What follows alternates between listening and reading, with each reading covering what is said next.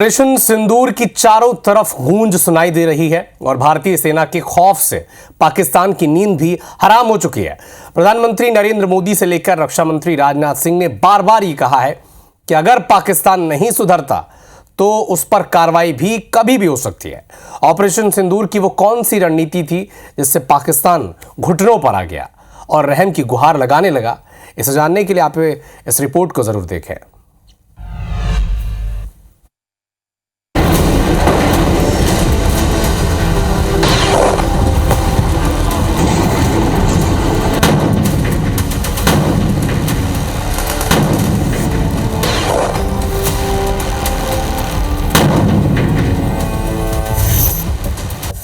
अपनी जवाबी कार्रवाई को अभी सिर्फ स्थगित किया है। जब भी सही समय आएगा तो हम पूरी पिक्चर भी दुनिया को दिखाएंगे।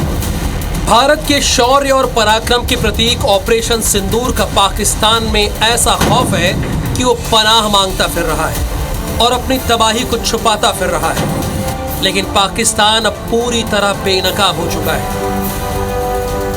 नए दौर के युद्ध कौशल में भारत ने जिस अभूतपूर्व शौर्य का परिचय दिया है उससे पूरी दुनिया दंग है और हर ओर भारत के पराक्रम की गूंज सुनाई दे रही है। भले सीमा पर सीज फायर लागू है, लेकिन भारत ने साफ साफ कह दिया है कि आतंक के खिलाफ कार्रवाई जारी रहेगी।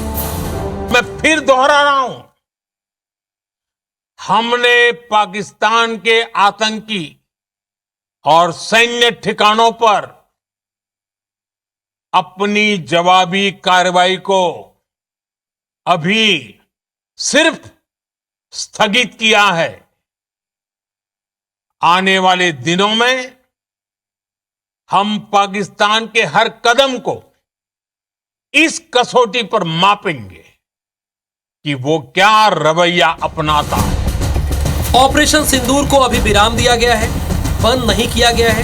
अगर पाकिस्तान आतंक पर लगाम नहीं लगाता है तो भारत अपने समय और अपनी शर्तों पर कार्रवाई करेगा। अब आपको हम बताते हैं ऑपरेशन सिंदूर के लिए भारत ने आखिर कौन सी रणनीति अपनाई कि पाकिस्तान 4 दिन में ही घुटनों पर आ गया। असल में पहलगाम आतंकी हमले के बाद प्रधानमंत्री नरेंद्र मोदी के नेतृत्व में रक्षा मंत्री राजनाथ सिंह, NSA अजीत डोभाल, तीनों सेना के प्रमुखों उपेंद्र द्विवेदी, दिनेश त्रिपाठी, अमरप्रीत सिंह और CDS अनिल चौहान के साथ कई बार हाई लेवल मीटिंग हुई, जिसमें तय किया गया कि सेना अपनी बनाई रणनीति पर काम करेगी। सेना ने भी इस पूरे ऑपरेशन को अलग अलग फेज में बांट दिया, जिसका पहला चरण था आतंकी ठिकानों को नेस्तनाबूद करना।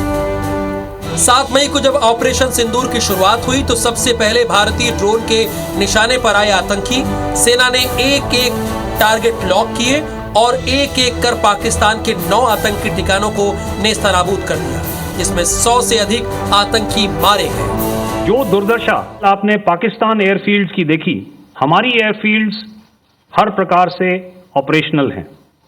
यही नहीं, पाकिस्तान के ड्रोन्स और वेपनाइज्ड UAVs से की गई हमलावर कोशिशें भी इस ग्रिड के कारण नाकाम हुई और जो बचे कुचे ड्रोन्स थे उन्हें हमारे शोल्डर फायर्ड हथियारों से मार गिराया गया। मैं यहां पर बॉर्डर सिक्योरिटी फोर्स की भी सराहना करना चाहता हूं। उनके डायरेक्टर जनरल साहब से लेकर बॉर्डर पर तैनात BOP पर पहरा देने वाले आखिरी जवान भी हमारे इस अभियान में बढ़ चढ़कर शामिल हुए और बहुत बहादुरी से उन्होंने हमारा साथ दिया, जिसके कारण पाकिस्तान की नापाक हरकतों का विनाश किया गया। फिर शुरू हुआ दूसरा चरण। आतंकियों पर भारत के भीषण प्रहार के बाद पाकिस्तान बौखला गया और उसने भारत पर ड्रोन और मिसाइलों से हमला करना शुरू कर दिया, जिसकी जवाबी कार्रवाई करते हुए भारत ने पाकिस्तान को घुटनों पर ला दिया। ऑपरेशन सिंदूर में एयरफोर्स के जवानों ने जो पराक्रम दिखाया उसके खौफ से पाकिस्तान की नींद हराम है। भारतीय वायुसेना के वीर जवानों ने जवाबी कार्रवाई में पाकिस्तान के 5 एयरबेस में भारी तबाही मचाई, जिनमें रावलपिंडी स्थित नूर खान एयरबेस, चकवाल का मुरीद एयरबेस, शोरकोट का रफीकी एयरबेस और पंजाब का सियालकोट एयरबेस शामिल है। भारत ने पाकिस्तान को इस कदर धूल चटाई कि पूरा पाकिस्तान भारत की दहशत से कांप उठा। और सेना की जद में पूरा पाकिस्तान आ गया। भारत ने पाकिस्तान के सैन्य ठिकानों और उसके डिफेंसिव ऑफेंसिव सिस्टम को पूरी तरह से बर्बाद कर दिया। लेकिन अपनी करारी शिकस्त के बावजूद भी पाकिस्तान अपनी कायराना हरकतों से बाज नहीं आया और झूठ पर झूठ बोलता रहा। पाकिस्तान ने भारत के जिन आदमपुर और भुज एयरबेस को निशाना साधने का सफेद झूठ बोला, वहां खुद प्रधानमंत्री नरेंद्र मोदी और रक्षा मंत्री राजनाथ सिंह पहुंचे और पाकिस्तान को बेनकाब करते हुए दो टूक चेतावनी दी और बता दिया कि ऑपरेशन सिंदूर ट्रेलर था, पिक्चर अभी बाकी है। ऑपरेशन सिंदूर का एक एक क्षण